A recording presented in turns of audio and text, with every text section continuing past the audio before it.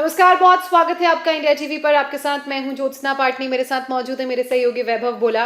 तीसरे दिन का खेल खत्म हो चुका है तीसरे टेस्ट मैच में और 197 रन्स की लीड दी है ऑस्ट्रेलिया ने और अभी भी मैदान पे डटे हुए हैं। वैभव, क्या उम्मीद करें चौथे देखिए, दिन जिस से? तरीके से हमारी पहले बातचीत जब हुई थी तो मैंने आपको क्लियर किया था कि जब आज का दिन खत्म होगा तो जो ऑस्ट्रेलिया की लीड होगी वो लगभग 200 तक पहुंच जाएगी और वो 200 तक पहुंच गई है। और ऑस्ट्रेलिया की अच्छी बात यह है कि उनके सिर्फ 2 ही विकेट गिरे हैं, जो डेविड वार्नर और पुकॉस्वी का विकेट गिरा है। स्टीवन स्मिथ और मार्नस लबुशेन इस समय क्रीज पे मौजूद हैं, डटे हुए हैं और बहुत अच्छे लग रहे हैं। थोड़ा सा इंडियन टीम की अगर मैं बात करूं, थोड़े अनफॉर्चुनेट रहे कि एक दो जो बॉल थी वो स्टीवन स्मिथ के पैर पे लगी तो अंपायर ने उनको नॉट आउट दे दिया। तो अंपायर कॉल, लेकिन वो जो गेंद थी वो विकेट पे लग रही थी, अंपायर कॉल में स्टीवन स्मिथ बच गए। तो ये थोड़ा सा इंडिया के लिए अनफॉर्चुनेट रहा। अब मुझे ये लग रहा है कि कल जब स्टीवन स्मिथ मार्नस लबुशेन बल्लेबाजी करने आएंगे तो आप ये देखिए कि आपके जो गेंदबाज हैं, अब आपके पास गेंदबाज कौन है पहले तो ये बताइए। जडेजा गेंदबाजी करेंगे नहीं, जसप्रीत बुमराह, आर अश्विन आपके मेन गेंदबाज हैं। दूसरी तरफ आपके पास है मोहम्मद सिराज और नवदीप सैनी, जिनके पास सिर्फ दोनों को मिलाकर 3 टेस्ट मैच का एक्सपीरियंस है। तो इनएक्सपीरियंस गेंदबाजी और एक ऐसे गेंदबाज जो थोड़े थके भी हुए हैं, क्योंकि पहले दिन आपने गेंदबाजी की, दूसरे दिन आपने गेंदबाजी की, तीसरे दिन आपने गेंदबाजी की, अब आपको चौथे दिन भी गेंदबाजी करनी है। यानी आपको एक भी दिन का गेंदबाजों को रेस्ट नहीं मिला। तो अब यहाँ से इंडियन टीम की प्रॉब्लम बहुत ज्यादा बढ़ने वाली है। अब जो उसमें आप मान के चले कि कल ऑस्ट्रेलिया 2 सेशन पहले बल्लेबाजी करेगी। मतलब ये जो स्ट्रीक, रॉन्ग डिसीजन की स्ट्रीक से जो बैड लक इंडिया के लिए शुरू हुआ है वो चौथे दिन भी जारी रहेगा।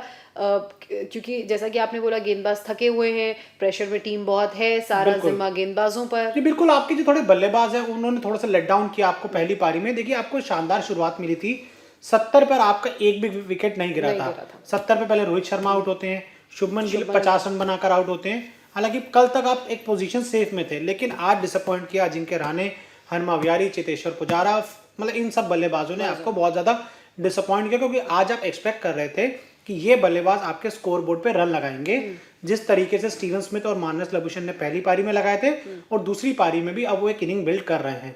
तो जो आपकी टीम से नहीं हुआ, अब आप जो उतना मान के चलिए कल जब 2 सेशन में बल्लेबाजी कर लेंगे, उनकी जो लीड है वो 400 तक पहुंच जाएगी। और वहां से फिर इंडिया के लिए मेरे हिसाब से इंडियन टीम की जो हार के चांसेस हैं वो 80% है। इस टेस्ट मैच को आप ड्रॉ करवा पाएंगे, उसके चांसेस 19% हैं। आप इस टेस्ट मैच को जीतेंगे, उसका सिर्फ 1% चांस है। अब रह ही जाता है। और जो प्रॉब्लम इंडियन टीम के साथ रही है कि जो खिलाड़ी एक के बाद एक इंजर्ड हो रहे हैं।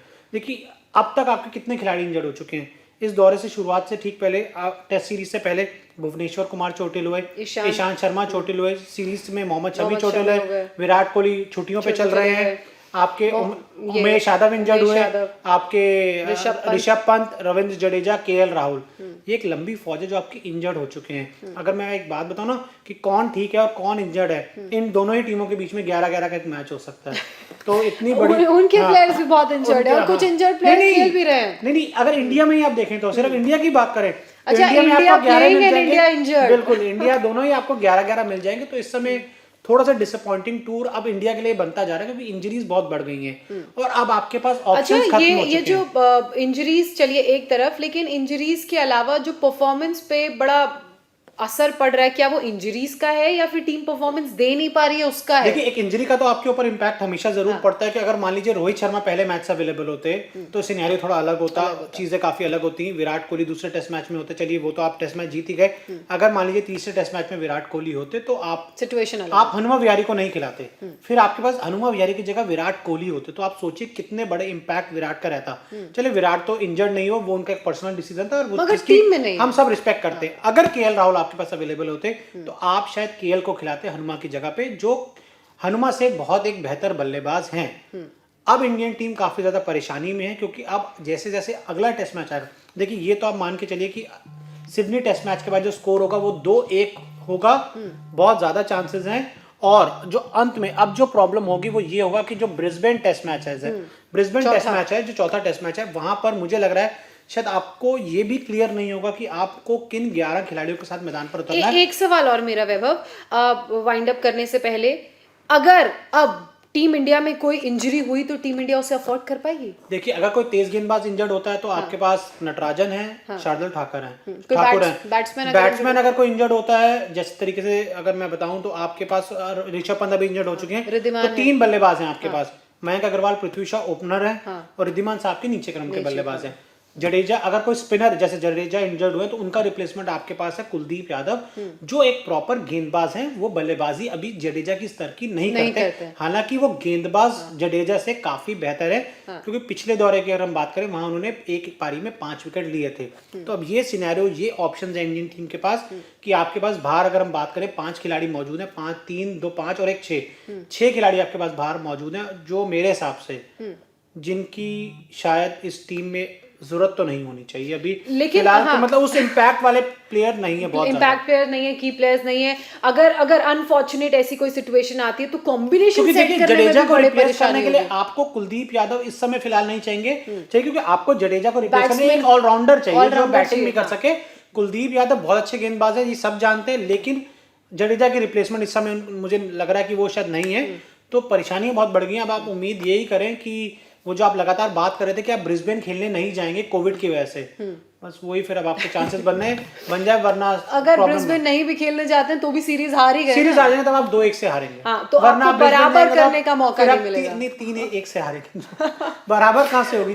मैं आई एम कीपिंग योर और अपनी होप्स अलाइव एंड पॉजिटिव। वैभव लगे हुए कि नहीं, ब्रिस्बेन में तो आप जीत नहीं पाएंगे, लेकिन मैं वही कह रही हूँ, ब्रिस्बेन में इंडिया जीती भी नहीं है कभी। और ब्रिस्बेन, देखिए ऑस्ट्रेलिया वाले भी जो है ना, वो इंडिया को चिढ़ाते हैं इसके लिए कि आप आइए ब्रिस्बेन हमसे खेलने के लिए। अगर 6-7 महीने पहले की हम बात करें तो टिम पेन का एक बयान भी आया था कि आप गाबा से क्यों नहीं शुरुआत कर लेते सीरीज की, या पहले ही मैच हार जाएंगे।